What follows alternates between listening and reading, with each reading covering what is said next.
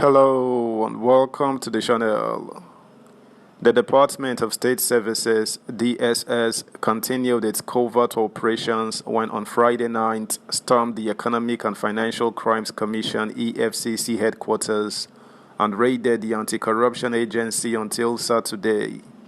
Details coming next. Subscribe, like, share, and comment. Thank you. Nigeria's Secret Police (DSS) reportedly raids headquarters of anti-corruption body EFCC overnight, cuts away sensitive documents. Officials of Nigeria's Secret Police, the Department of State Services, raided the headquarters of sister agency, the Economic and Financial Crimes Commission (EFCC) on Friday night. Sahara reporters learned that the raid lasted until early Saturday morning. The action was undertaken under the cover of the night to prevent public knowledge of the action, while the staff of EFCC were instructed not to mention anything concerning the invitation to the public. According to an insider, the DSS is working for a particular interest very important to the president beyond what the public is made to believe. However, another source said it may be linked to the recent closure of the EFCC office in Ikoyi, Lagos by the DSS. I heard the raid and partisanship of the DSS was the reason why they raised an alarm yesterday, Saturday, that some of their disgruntled officers are planning to shame the agency and embarrass the leadership, the source said. Some of the investigators handling the case of former Zamfara State Governor Bello Matawale are to be summoned by the DSS for interrogation, it was further learnt. That is actually intimidation, symptomatic of what former Attorney General of the Federation, Abubakar Malami, did during Ibrahim Magu's time as EFCC chairman to get several suspects off the hook, the source said. It was revealed that Matawale was being investigated by the Commission in two separate cases. One of them is a case involving his private company which got money from the National Security Advisor's Office without executing the contract, which was investigated under the chairmanship of Magu. The other case involves the alleged fraud committed by Matawale while in office.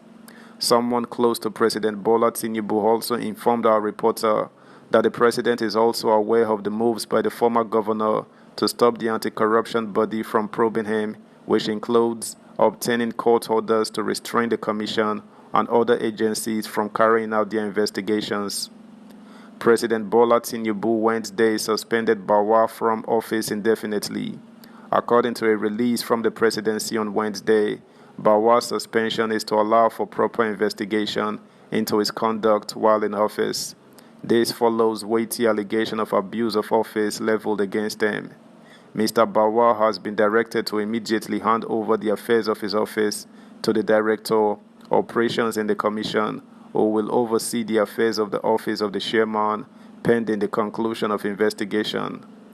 Bawa's suspension came days after Tinubu suspended the central bank governor, Mr. Godwin Emefiele, from office. At the time of filing this report, it was unclear what the agenda of Tinubu and DSS were regarding the detention of Bawa and the cutting away of sensitive documents relating to the Commission's investigations. Wilson Uwujaren, the spokesperson for the EFCC, did not answer his calls from Sahara reporters, nor reply to the text messages sent to his mobile line. Last month, operatives of the DSS stormed the Lagos office of the EFCC, preventing officials of the anti-graft agency from gaining access to their office in Ikoyi. Sahara reporters learned from top sources in both agencies that over 500 EFCC officials were locked out from resuming work due to office ownership disagreements. The EFCC officers are shocked. They have been using the building for more than 20 years. Several suspects are there, and there are fears that some might have been illegally released, a top source had said. They have summoned a meeting of both sides. President Tinubu later ordered the DSS to vacate the EFCC office immediately. He said if there were issues between the two important agencies of government, they should be resolved amicably. Reacting to the incident, The EFCC, in a statement on its official Facebook page, described the siege as shocking, saying it had wider implications for Nigeria's fight against economic and financial crimes. The operatives of the Lagos Command of the Economic and Financial Crimes Commission (EFCC) arrived at their office on number 15 Awolowo Road, Ikoyi this morning, May 30, 2023, to be denied entry by agents of the Department of State Services (DSS), who had barricaded the entrance with armored personnel carriers. This development is strange to the Commission, given that we have cohabited with the DSS in that facility for 20 years without incident. By denying operatives access to their offices, the Commission's operations at its largest hub with over 500 personnel, hundreds of exhibits, and many suspects in detention have been disrupted.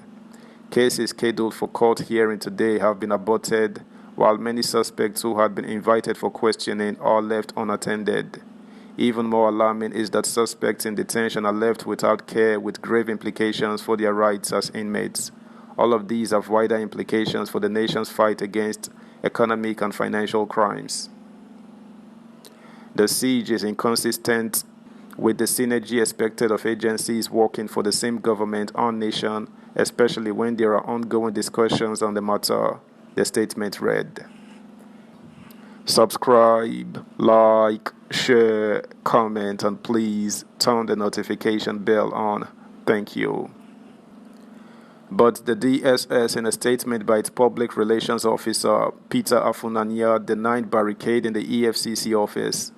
The statement said the service was not in any fight with the EFCC over the Lagos property.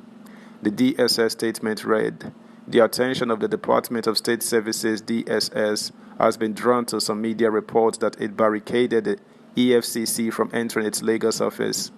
It is not correct that the DSS barricaded the EFCC from entering its office. No, it is not true. The service is only occupying its own facility where it is carrying out its official and statutory responsibility.